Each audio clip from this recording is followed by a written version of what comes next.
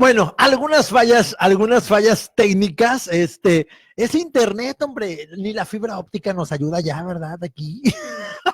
Oye, cuando no es la luz, el internet, pero bueno, prueba de que estamos en vivo, mil disculpas, ya nos volvimos a conectar, ya no sé ni dónde nos quedamos aquí, el licenciado Ley Funky y yo estábamos bien emocionados aquí en plena chorcha, ¿no? Ahora sí que haciéndole honor al nombre del programa, pero estábamos en la onda de que muchas veces pues no conocemos, ¿no? Yo ya terminé, ese es problema de ustedes.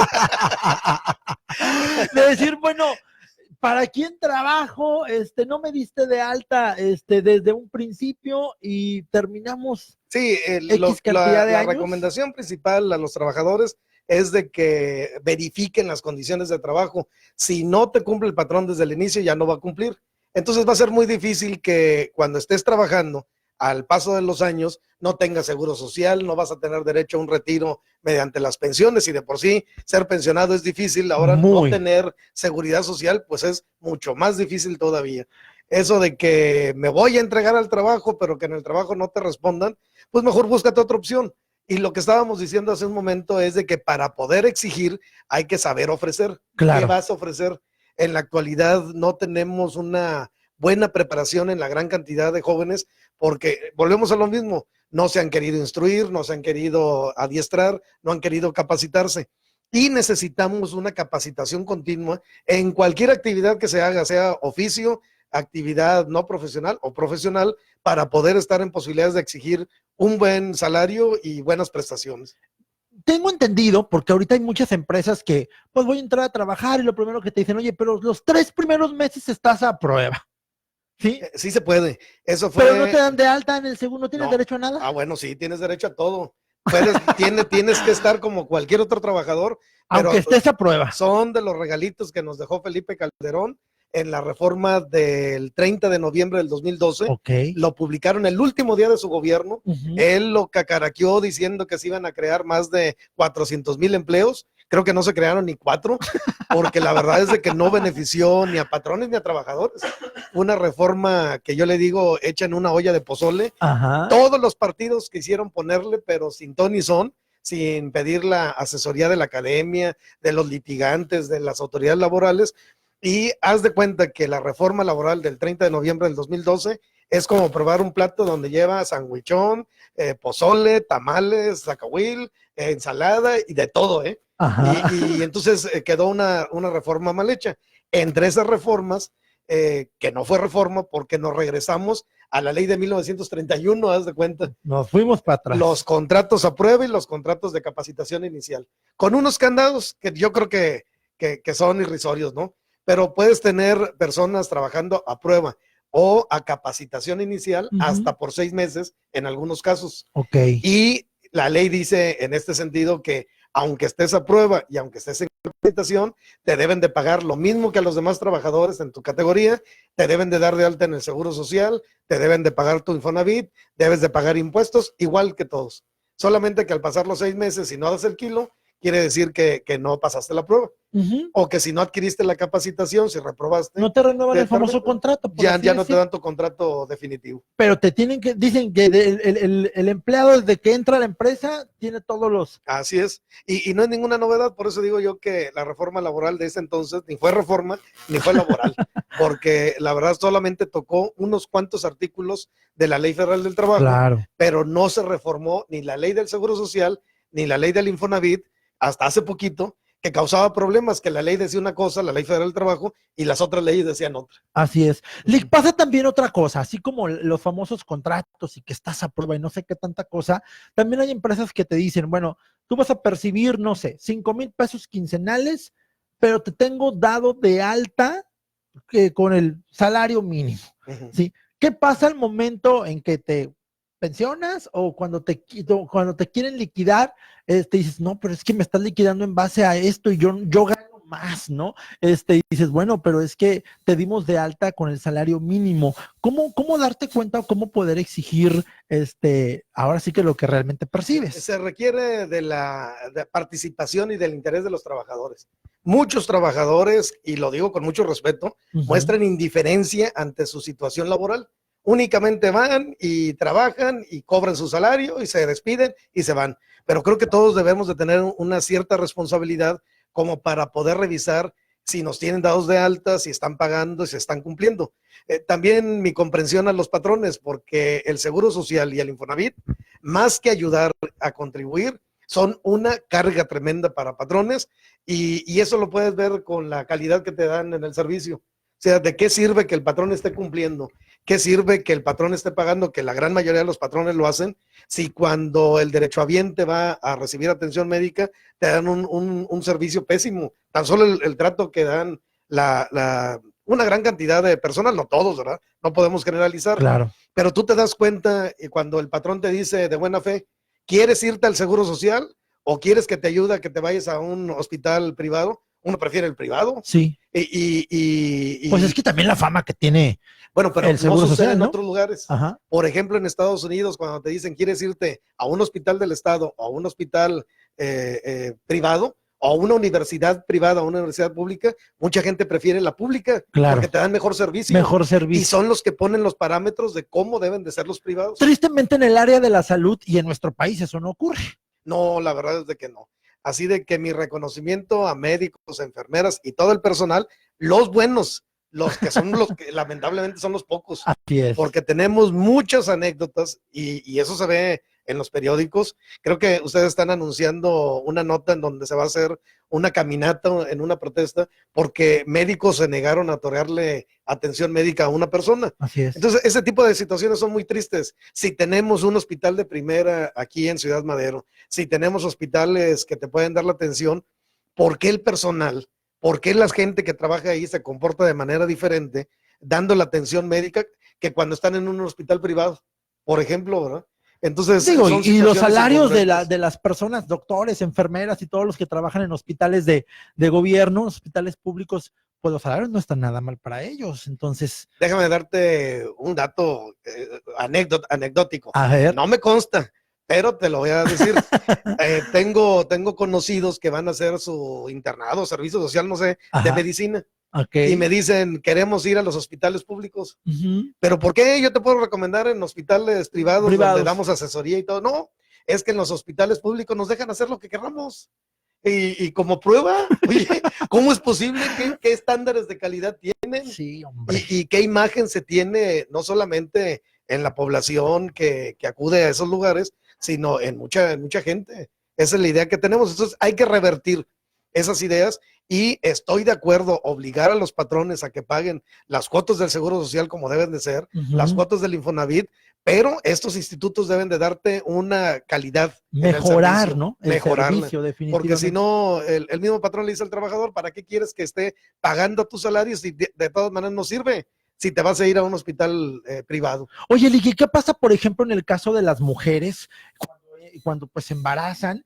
Y volvemos al mismo punto. Hay mujeres que dicen, yo no me voy a aliviar al Seguro Social, yo voy a pagar un hospital particular. Ahí cómo funciona la cuestión de la incapacidad, para que, bueno, no le afecte laboralmente a la empleada y que diga, pues yo tengo para pagar un hospital particular y no perder toda esa. En el caso del Seguro Social, no te ruega ni te implora que te quedes.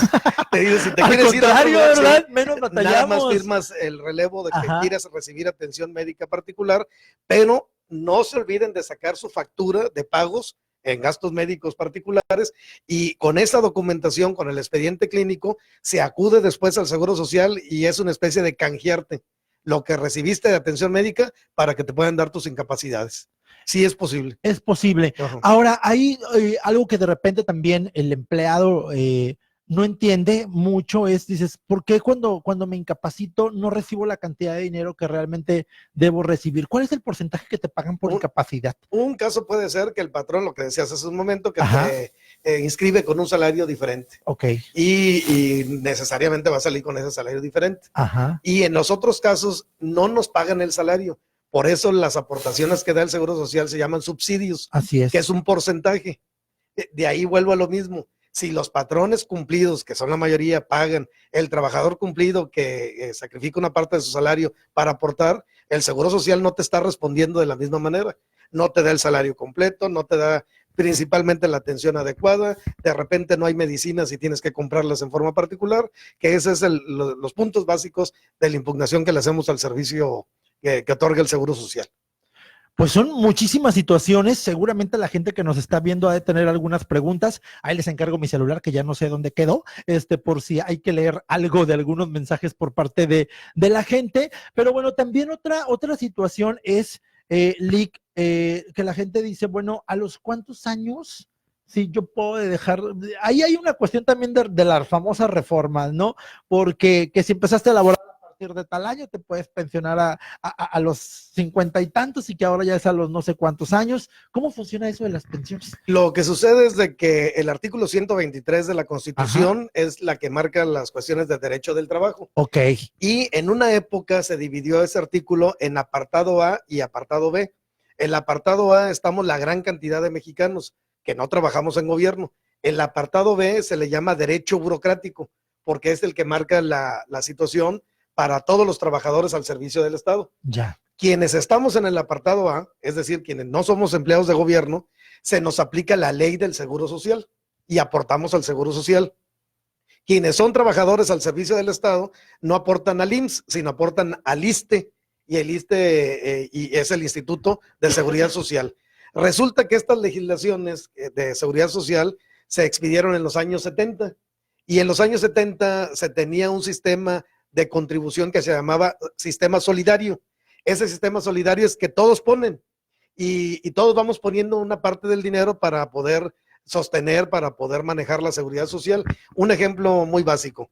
Aquí el personal que nos está colaborando en el estudio, hay gente muy joven, entonces esta gente joven tiene que seguir trabajando, aportando dinero para que el primero que va a salir de todos, que soy yo, que soy el que tengo más edad, todos ustedes me van a ayudar a poner y del dinero de todos salía una primera pensión. Ya. Entonces, cuando ellos se vayan haciendo grandes, van entrando gente más joven y van poniéndole a la bolsa. Ese es un sistema que se llama sistema solidario. Ok. Después vinieron las buenas ideas de los neoliberales que dice el actual presidente de la República, y en la época del presidente Ernesto Zedillo Ponce de León, dice vamos a cambiar el sistema, ya no va a ser un sistema solidario donde todos ponen, ahora cada quien va a contribuir para formarse su propia aportación, y lo que tú vayas juntando en tu dinero, en una tarjeta bancaria, en una cuenta bancaria, es lo que te va a ayudar para tu pensión, para tus medicinas, para tu retiro, para tu vivienda. Y entonces cambió el sistema solidario al sistema de ahorro para el retiro, el famoso SAR o los AFORES. Las AFORES son administradoras de fondos de retiro. Así es. Y son instituciones privadas que manejan nuestro dinero. Pero tú vas a poderte pensionar en la actualidad, dependiendo si empezaste a trabajar antes de 1997 o después de 1997. ¿Por qué?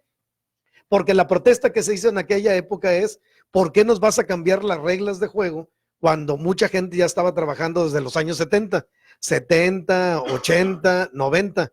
En el 97 que cambió el sistema de Afores, entonces una solución fue que aquellos que aportamos y que empezamos a trabajar desde jóvenes, puedes elegir entre la ley de 1973 en el sistema solidario o agarrar la nueva ley de 1997. Yo, por ejemplo, comencé a trabajar desde muy joven, desde que estaba en la preparatoria y en la universidad. En las vacaciones me daban de alta en el Seguro Social, donde me enviaba mi familia a trabajar, y que me gustó esa época. Entonces comencé a generar cotizaciones en el Seguro Social antes de la reforma del 97. Yo todavía tengo esta posibilidad de hacer la elección como mucha otra gente. Ajá. Y la nueva generación de los que empezaron a trabajar después del 97 acaba de salir hace poquito, acaba de tener sus primeros, ¿qué son? 27, 2007, 2017, 22 años. 22 años. Que es lo que se pide ahora para tener las nuevas cotizaciones. Antes te podías pensionar a los 60 años con 500 cotizaciones, que viene siendo aproximadamente 10 años de estar aportando al seguro. Ahora cambió a 65 años al 100%, con 1,250 cotizaciones, que son alrededor de 22 años de trabajo. Ese es un mensaje para los jóvenes. Hay que chambearle mucho. No quieren trabajar. No. Y después de la licenciatura quieren seguir que la maestría y después No, el y luego, doctorado. no, es que mi año sabático, a chambearle luego, Por lo luego. menos tienen que juntar 25 años de servicio para que después puedan 25. gozar de una pensión, en el caso de que se sigan manteniendo, porque eso es a futuro.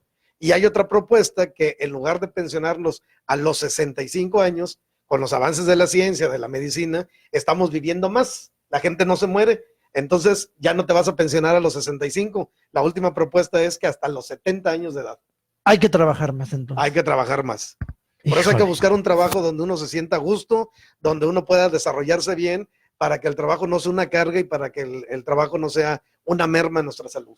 Somos privilegiados, la verdad es que sí, los que tenemos un trabajo que nos gusta, que nos apasiona, que nos pagan por él, hay que cuidarlo y hay que valorarlo porque pues todavía nos faltan muchos años por seguir aquí, ¿no? Para llegar a los famosos 75 años, pero bueno, también hay cada reforma, licenciado. Mira, esta reforma la copiamos de la República de Chile. Ok. Chile tenía este sistema de ahorro por cuentas individuales y se empezó a aplicar en México en el gobierno de Carlos Salinas de Gortari, pero era una especie de ahorro obligatorio. Te quitaban un pedacito de tu salario y te la guardaban en una cuenta bancaria para que en el momento de tu pensión te lo regresaran, con la novedad de que el gobierno no ha sido, ¿No? a veces no regresaba el dinero y había, A veces.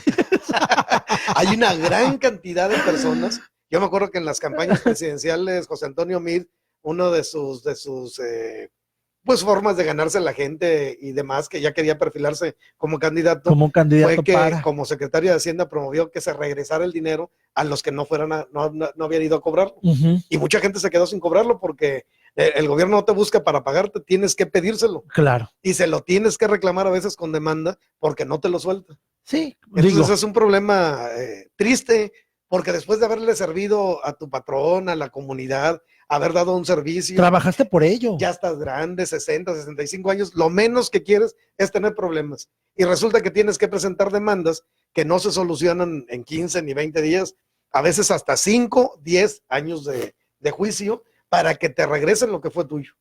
Aquí tenemos varios comentarios por parte de la gente, gracias a las personas que ya se están conectando. Oscar dice, buenas tardes, si yo nunca firmé contrato y trabajé un año en una empresa, ¿hay alguna manera de reclamar algo? Pues si ni firmó contrato. No hay problema si no firma contrato. La falta de contrato es imputable al patrón. Si no hay documento escrito, entonces no se llama contrato de trabajo, se le llama relación de trabajo. Okay. Y el trabajador no pierde. Nada más que si deja de trabajar, tiene 2 meses para demandar en caso de un despido o 1 año para demandar las prestaciones que generó, que son vacaciones, prima vacacional y aguinaldo. Después de un año ya no se puede hacer nada. No, habiendo pasado ya 1 año después de haber trabajado, no, porque si no siempre estaríamos en incertidumbre jurídica. Entonces la ley te da tiempos. Claro. Te da 1 mes para que rescindas cuando una de las partes está mal, que es el tiempo que tiene el patrón para despedirte, o uno retirarse cuando el patrón se está actuando mal, 2 meses para que el trabajador demande, y viene un plazo muy grande que es hasta 2 años cuando fallece el trabajador y los beneficiarios quieren cobrar sus prestaciones, o cuando vas a reclamar prestaciones derivadas de un riesgo de trabajo. Acá tengo Juana González, dice, buenas tardes, Lee, con una pregunta, ¿el horario de comida de un trabajador se debe de tomar en cuenta dentro de las 8 horas de jornada laboral? Sí, ese tipo de jornada se le llama jornada continua, okay. Aquella que comienza a determinada hora, un ejemplo básico, a las 7 de la mañana, y toda la jornada es de corrida hasta las 3 de la tarde, ahí están las 8 horas. Entonces, en esas jornadas continuas, el patrón tiene obligación de darte media hora por lo menos. Media hora. Media hora, y lo común es que sea la mitad de la jornada, para que puedas tomar tus alimentos y descansar algo. Perfecto, dice, si ya tenemos las semanas trabajadas, pero tenemos la edad 60 años, ¿puedo tramitar mi pensión? Soy de la ley del 97, dice aquí. Tiene que juntar los 22 años. Los 22 años. Ajá, en la legislación del 97 son 1,250 cotizaciones por lo menos. Para saber cuántas cotizaciones tiene uno, o lo bajan en la página del Seguro Social, se da un correo electrónico personal y te mandan el número de cotizaciones que uno tiene. O ir directamente a las oficinas, se pide una certificación de derechos y ahí te dicen con cuántos patrones has trabajado, cuántas cotizaciones tienes. tienen que ser los dos requisitos, no es o uno u otro. Debes de tener la edad, que son más de 60 años. A partir de los 60 años se obtiene una pensión que se llama cesantía en edad avanzada, y llegando a los 65 se pide la de vejez. Y aparte de la edad, tienes que juntar las cotizaciones, si no, no. Okay. O teniendo cotizaciones. Yo, por ejemplo, ya tengo las cotizaciones, pero todavía gozo de buena juventud. Así que Claro. no puedo todavía, tendría que esperarme un tiempo más. Así es. Tienen que ser los dos requisitos, edad y cotizaciones. Edad y cotizaciones. Ajá. Dice, hola, buenas tardes, Lick. Si soy una persona que ha trabajado desde los 16 años en una empresa, ¿solo recibe finiquito o recibo liquidación? Dice aquí. Lo que pasa es que mucha gente hace distinción entre lo que es un finiquito o una liquidación. En materia jurídica es lo mismo. Okay. Liquidación significa ponerle números a las prestaciones.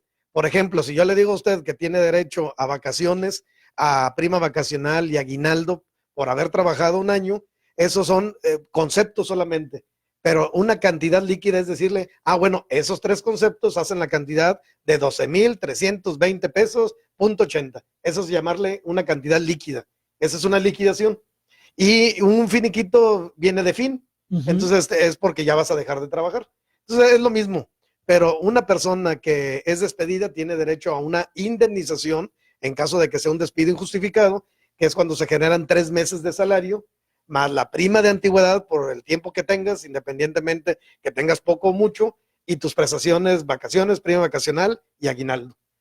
Y tienes derecho, en todo caso, tu liquidación o finiquito es lo mismo, pero si tú renuncias con menos de 15 años, entonces no se genera indemnización, solamente vacaciones, prima vacacional y aguinaldo. Nada con más. menos de 15 años. Con menos de 15 años. Okay. Si tienes más de 15 años, la ley le agrega la prima de antigüedad. Okay. Pero como no es culpa del patrón, porque uno mismo está renunciando, no se pagan los 3 meses de salario. ¿Qué pasa también con aquellos colaboradores, vamos a usar el término freelance, que para que nos paguen tenemos que expedir una factura o tenemos que expedir algún recibo de honorarios? Y a lo mejor, licenciado, llevamos ya 10 años, 15 años trabajando en esa empresa, nunca nos dieron de alta en el seguro, siempre fue todo en base a recibo de honorarios y facturas. ¿Podemos exigir alguna especie de liquidación después de tanto tiempo? No, porque no es una relación no hay una laboral. relación laboral. Se entiende que es una relación civil. Okay. En la relación civil se aplica el Código Civil, no la Ley Federal del Trabajo. Yo trabajo con mis clientes que van a buscar una asesoría al despacho mediante contratos civiles de prestación de servicios. Y por el servicio que les otorgo, les expido un recibo de honorarios, le quito el impuesto que me marca el SAT y les expido el recibo y ellos me pagan. Así de que, pero ahí yo no tengo derecho ni a vacaciones, ni a aguinaldo, ni la persona que recibe el servicio me puede exigir, tienes que estar en tal horario y tú tienes que ir a las audiencias y demás, porque en la prestación de servicios no hay subordinación, como es en materia laboral. Ajá. Es la distinción principal. ¿Qué pasa con aquellas empresas, licenciado, que cuando te contratan te hacen firmar tu renuncia? Es una práctica que se ha venido dando y que... Es viejísima, ¿no? Sí, mira, a veces se critica mucho, pero es parte de la mala formación que hemos tenido y es parte de la cultura de la ilegalidad que hemos vivido, porque de repente hay trabajadores que no asumen su responsabilidad cuando tienen un error y le quieren cobrar al patrón, no obstante que no tienen derecho a ello. Si todos fuéramos conscientes de nuestros derechos y de nuestras obligaciones, no habría la necesidad de utilizar cartas de renuncia previas. Así es. Muchos patrones lo utilizan para evitarse ese tipo de demandas innecesarias. Lo malo es cuando los patrones usan las cartas de renuncia, te corren y no te quieren pagar, argumentando que tú renunciaste cuando realmente no. Entonces, la carta de renuncia, en lugar de utilizarla como un medio de defensa, por si se quiere pasar de listo el trabajador, lo utilizan como un abuso para no pagar prestaciones. Así es. Híjole, la verdad es que podemos estar todo el día platicando, hay miles de casos, hay empresas pues que se apegan a la ley y que desde el primer día te doy de alta en el seguro, te doy de alta con el salario que realmente percibes, y hay empresas que no, como en todo, ¿no? Y que aquí usted dijo hace ratito algo bien importante. Digo, uno sabe bajo qué condiciones está y pues hay que buscar las mejores condiciones para uno como, pues, como Así empleado, es. como colaborador. Y yo quisiera puntualizarte que independientemente de la imagen que tenemos, hay muchos patrones en México que son cumplidos, hay Sí, muchos patrones que se preocupan por el trabajador, que buscan darle más allá de lo que marca la ley, y esos patrones son de los que pocas veces hablamos. Y a la par también existen excelentes trabajadores que dan mucho más de lo que les exigen, que no tiene que estar el patrón vigilándolos para que realicen su trabajo, y eso yo lo veo en el extranjero sobre todo. Se habla del trabajador mexicano con un respeto tremendo así es. porque sabe trabajar, y no es ninguna diferencia. Lo que pasa es que en el extranjero nos reconocen, y a veces aquí a los buenos trabajadores no hablamos de ellos. Sí. Hablamos del trabajador como que si no laborara, como si fuera flojo, como si Del fuera irresponsable, irresponsable. del flojo, ¿no? Exactamente. Digo, porque además es lo que da noticia, ¿verdad? Y es lo que nos permite estar hablando de estos temas. Pero así como hay trabajadores extraordinarios, trabajadores que son muy ejemplares y que merecen toda nuestra admiración y respeto y que son ejemplo para las nuevas generaciones, también hay patrones cumplidos, patrones que saben responderle a los trabajadores. Y es más, mira, yo fui en una ocasión a una casa particular en donde me pidió un patrón que hiciera la liquidación de su sirvienta, de la trabajadora personal doméstico. Y la que se oponía era la esposa, la señora. Ajá. Decía, pero ¿por qué no la quieren? ¿Y por qué te estás coludido con mi marido? ¿Por qué ella no la quieren? La señora ya se quería ir. La señora tenía mucho tiempo. Ya no quería chambear. Y me dice el patrón, nada más para que no te vayas con una mala imagen. A ver, vente. Y acerca a la señora. ¿En dónde estudiaron tus hijos? Ah, pues con sus hijos. A los hijos de la señora del aseo Ajá. también habían estado en la escuela con los hijos del patrón. ¿Del patrón? ¿Y en dónde vives? En la casa que está ubicada. ¿Quién te la compró? No, pues ustedes. Entonces, era un patrón ejemplar que había estado cumpliendo más allá de las obligaciones, y la esposa no se ponía, no tanto porque pensara que era una injusticia, sino porque ya estaba acostumbrada al trato cotidiano, diario de esta persona. Era ya como un integrante más de la familia, Como por así parte de la decirlo. familia. Lick, otra pregunta, los famosos aguinaldos. Ajá. ¿Cuántos días se nos tienen que dar de aguinaldos? El aguinaldo es una prestación obligatoria que debe de otorgar el patrón en el mes de diciembre. Ajá. No es una prestación que fuera creada para pagarte por adelantado en enero, en octubre, en diciembre. Eso se debe pagar en diciembre. Antes del 20 de diciembre. Antes del 20. Porque la justificación es para que le hagas frente a las festividades de fin de año. Así es. Como somos los mexicanos tan fiesteros, sí, entonces la tenemos cena, dos la fechas ropa. importantes. En la noche del 24 o el día 25, la noche del 31 y el día primero. Entonces la ley te pone una cantidad que son por lo menos 15 días de salario para todos aquellos que hayan laborado lo menos completo que te pueden dar, es 15 días. Si trabajaste el año completo desde el 1 de enero hasta el 31 de diciembre. Pero si no, hay un proporcional, ¿no? Si trabajaste si no menos. Se paga de manera proporcional, que son 1.25 días de salario por mes trabajado. Así es. ¿Y las utilidades cómo funcionan? Las utilidades van en relación a la utilidad fiscal que obtiene el patrón, y no todos están obligados al pago de utilidades. La Secretaría de Hacienda te pone reglas de cuánto es lo que debes de repartir. En la actualidad sigue vigente el 10% de las utilidades que tiene el patrón, y esa figura se inventó para incentivar al trabajador que se sienta propio de la empresa, porque la utilidad debe ser para el patrón nada más. Claro. El patrón es el que está arriesgando, uno ya tiene su premio, que es el salario, ¿sí? Ya te pagaron, ya te dieron prestaciones. Sin embargo, en las reformas que hubo hace mucho tiempo fue, compártele parte de tu utilidad. Desde lo que reporte el patrón de utilidad, el 10% se debe de repartir en los trabajadores, la mitad dependiendo el número de días trabajados en el año fiscal, que el año fiscal ahí es de enero a diciembre. El anterior, en mayo del 2020, se tienen que pagar las utilidades del 2019, van atrasadas, porque es cuando se hacen las declaraciones anuales. Y la otra mitad de las utilidades que recibimos es dependiendo del salario. Tú ganas más, yo gano menos, entonces voy a recibir la mitad de las utilidades dependiendo de mi salario, y que va a ser diferente a la de otro trabajador. ¿Qué pasa si yo trabajé, por ejemplo, hace un año, renuncio, me voy y viene el pago de utilidades? ¿Puedo solicitar? Hay que ir a buscar el pago de las utilidades. Quien haya trabajado en el 2018 y no haya terminado todo el año trabajando, puede regresar por sus utilidades y se pagaron estas en mayo pasado, Así mayo del es. 2019. Mayo del 2019.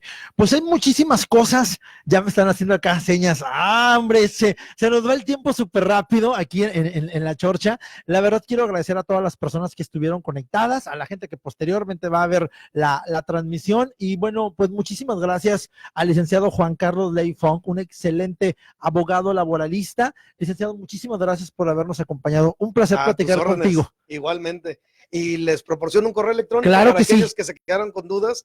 Es maestroley, con Y, es mi apellido, maestroley@hotmail.com. Ahora sí Ahí los que atiendo. hasta el apellido te hizo honor, Sí. ¿verdad? La profesión. Así es. Maestroley Hotmail.com. maestroley@hotmail.com para poder contactar al mejor abogado laboralista de la Muy zona, amable. al licenciado Juan Carlos Ley Funk. Yo soy Pedro Bermea, esto fue La Chorcha, nos vemos la próxima semana, que tengan ustedes un excelente fin y muchísimas gracias por habernos acompañado.